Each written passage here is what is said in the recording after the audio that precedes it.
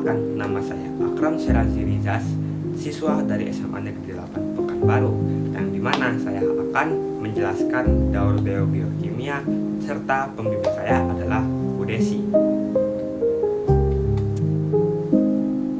Nah, yang pertama adalah daur air atau H2O, siklus kehidupan dari langit ke tanah.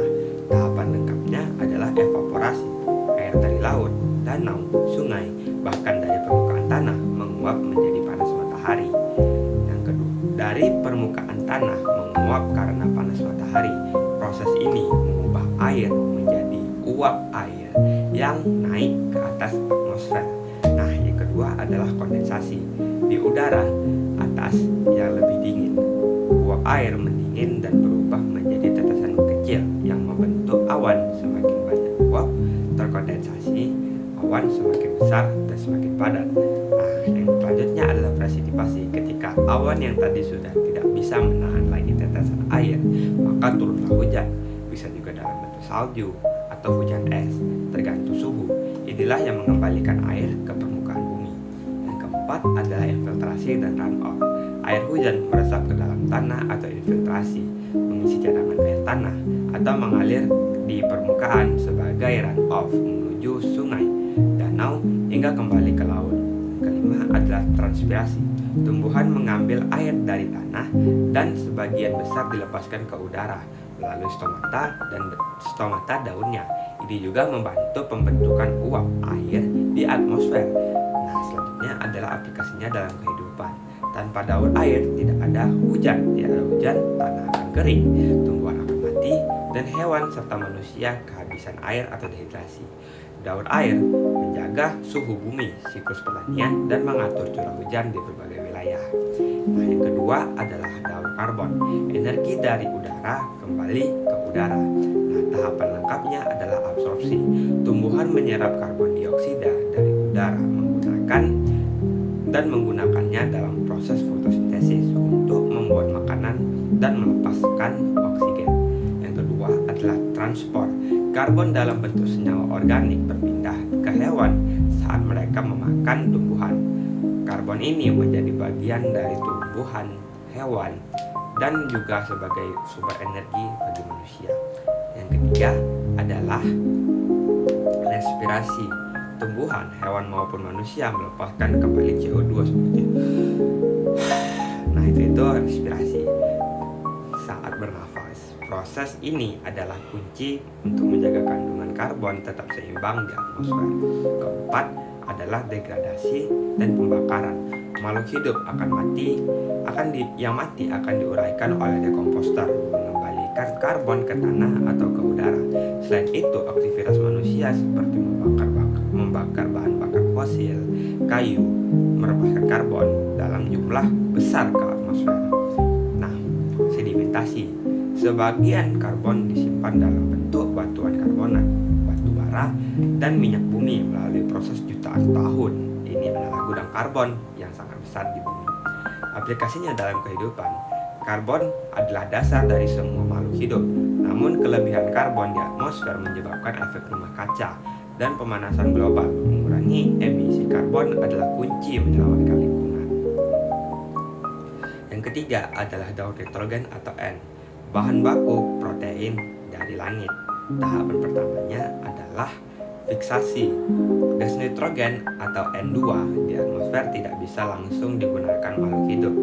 Bakteri khusus di tanah dan akar tanaman legum, serta petir mengubah N2 menjadi amonia atau NH3 yang larut dalam tanah.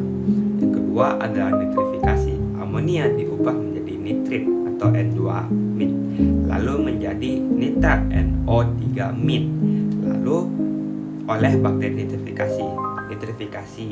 Nitrit inilah bentuk nitrogen yang paling mudah diserap tumbuhan. Yang ketiga adalah asimilasi. Nitrat diserap oleh akar tumbuhan dan digunakan untuk membentuk protein, asam amino, dan senyawa penting lainnya yang dibutuhkan oleh pertumbuhan. Yang keempat adalah transport. Hewan makan tumbuhan dan mendapatkan nitrogen. Senyawa nitrogen digunakan untuk membangun otot, enzim, dan komponen penting dalam tumbuhan hewan dan manusia. Nah, yang kelima adalah amonifikasi dan denitrifikasi. Saat hewan dan tumbuhan mati, nitrogen dikembalikan ke tanah melalui dekomposter, bakteri pengurai, mengubahnya menjadi amonia. Lalu proses denitrifikasi mengubah nitrat menjadi gas nitrogen yang kembali ke atmosfer. Nah, aplikasinya dalam kehidupan apa? Nah, nitrogen penting dalam pertanian, serta karena nitrogen jika tidak ada tanaman bisa tidak tumbuh subur. Namun kelebihan nitrogen dari pupuk bisa mencemari air dan menyebabkan eutrofikasi atau ledakan alga yang berbahaya. Yang keempat adalah daur fosfor, unsur penting tanpa gas. Nah, tahapannya yang pertama itu adalah pelapukan batuan. Fosfor ditemukan di dalam batuan dalam bentuk fosfat. Saat batuan mengalami pelapukan karena cuaca, fosfat dilepaskan ke tanah dan air. Yang kedua adalah absorpsi oleh tumbuhan. Tumbuhan menyerap fosfat dari tanah untuk membentuk DNA, RNA, dan ATP, yaitu molekul energi penting dalam sel. Yang ketiga adalah transport ke hewan. Hewan memperoleh fosfor dari makanan tumbuhan. Fosfor menjadi bagian dari tulang, gigi, dan struktur sel dalam tubuh manusia dan hewan. Nah, yang keempat adalah pengendapan dan kematian. Fosfor dari kotoran, urin, dan bangkai makhluk hidup kembali ke tanah atau terbawa air. Nah, di mana akan mengendap sebagai fosfat. Yang kelima atau yang terakhir adalah resirkulasi. Fosfat dapat digunakan kembali oleh tumbuhan atau akan mengendap dalam bentuk sedimen di dasar laut dan akhirnya membentuk batuan baru selama jutaan tahun. Nah, aplikasi dalam kehidupannya adalah fosfor sangat penting dalam pertanian sebagai pupuk. Tanpa fosfor pertumbuhan tanaman akan terganggu, tapi kelebihan fosfor juga dapat merusak ekosistem air seperti nitrogen.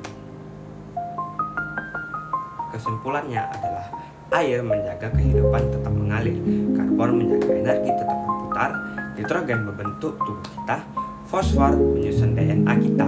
Semua daur biokimia bekerja sama untuk menciptakan bumi yang seimbang. Saat kita merusak satu daur lewat polusi, deforestasi, atau limbah, maka seluruh siklus akan terganggu.